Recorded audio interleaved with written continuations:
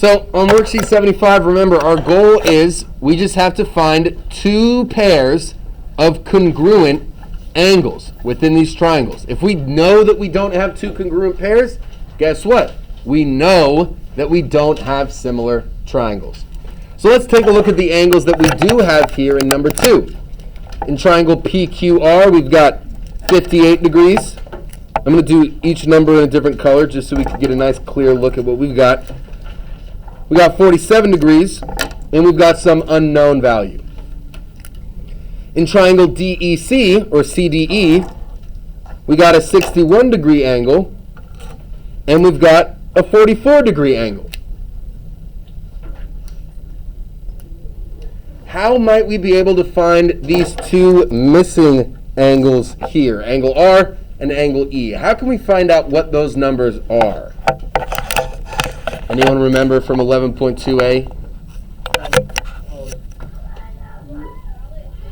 You add the two angles together and subtract it. That's right, exactly. We're going to use the triangle sum theorem that says if we add up all three angles, 47 plus 58 plus angle R,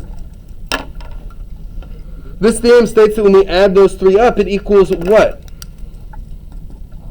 180, right? Every triangle is going to add up to 180, all three interior angles, right? 58 plus 47 gives us 105, plus angle R equals 180. Some of you may have not even done this much work, which is fine too, but we're going to do it. Then we subtract 105 from both sides, and we get what? Angle R is equal to, that's right, everybody, 75 degrees. 75 degrees for angle R.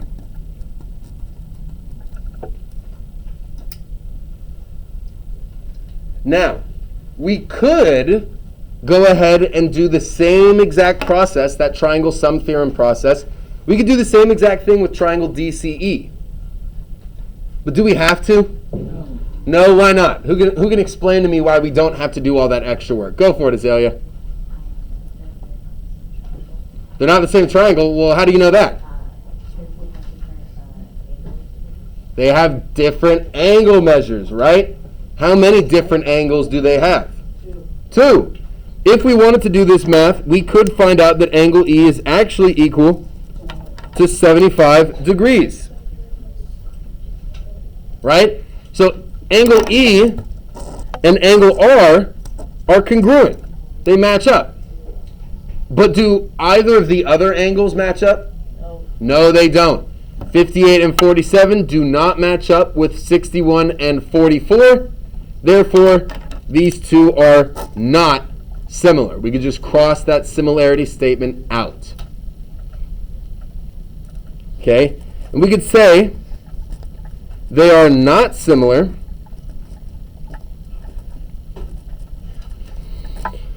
because why? Why aren't they similar? We know that they're not similar, but We don't have at least two angles. Exactly. Thank you, Theo. Because they don't have two congruent angle pairs. Simple as that.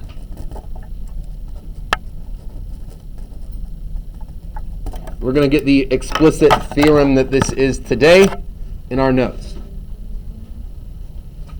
It's called the angle-angle similarity theorem.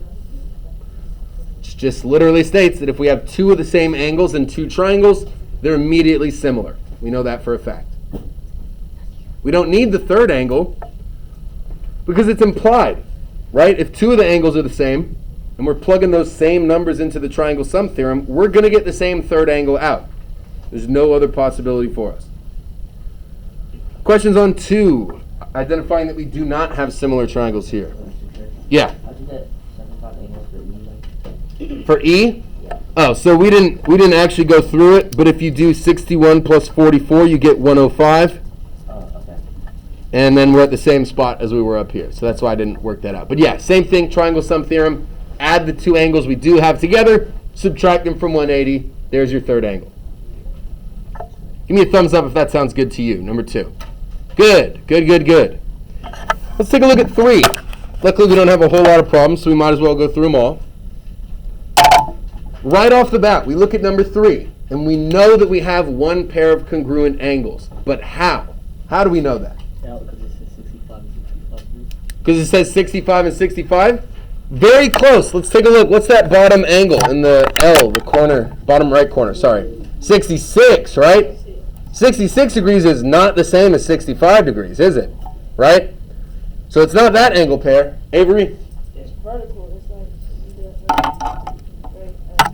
That's right. Right here at point K, we've got vertical angles, right? They form that little X, kind of looking like a bow tie.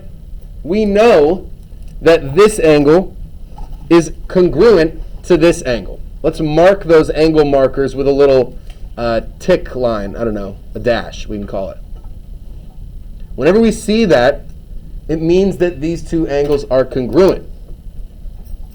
Now, if we had two other angles that were congruent, let's just say, for example, that E was congruent to L, which they're not. We already used one little hyphen mark there, so we'd have to mark these angles with 2. You guys see what I mean? So it's kind of like rings on a tree. We talked about it with the prime notation in the transformation lesson. But if you ever see that, you're going to see it all over the SBAC coming up in a couple weeks here. Thinking what, 3 weeks? That's right, 3 weeks we're taking our SBAC testing. And we're going to see these angle markers with different numbers of dashes in them. All you got to do is pair up the ones that match. Those are your congruent angles. But they're not congruent in this case. So we have one congruent angle pair, right? Are we able to find out what angle K is equal to? Absolutely, right? 66 and 49. Yep, we add 66 plus 49 plus K equals 180. 66 plus 49 is 115. And we find that K is equal to 65 degrees. That's this angle in here.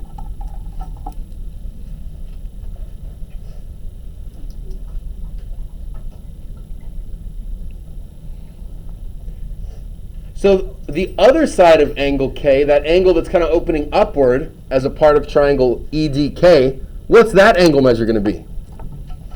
This angle right here.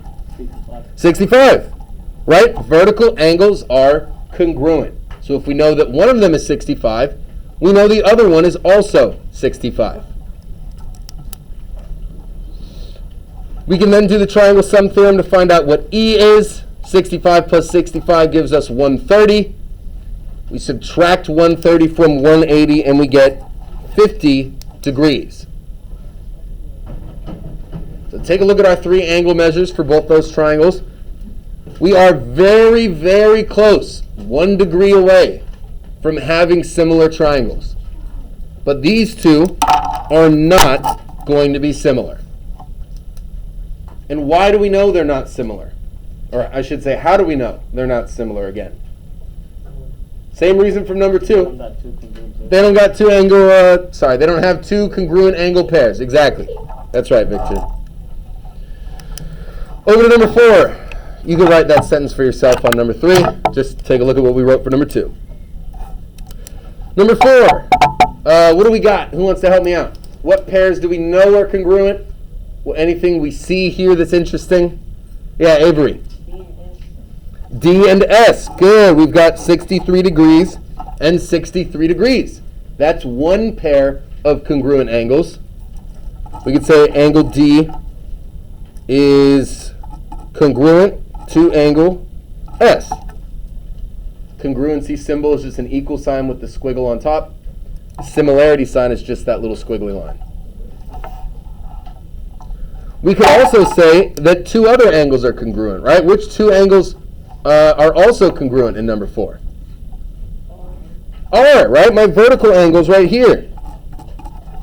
Angle R is, of course, going to be congruent to angle R. You don't necessarily have to write these down. I'm just putting them down so we know that we've got one pair of congruent angles.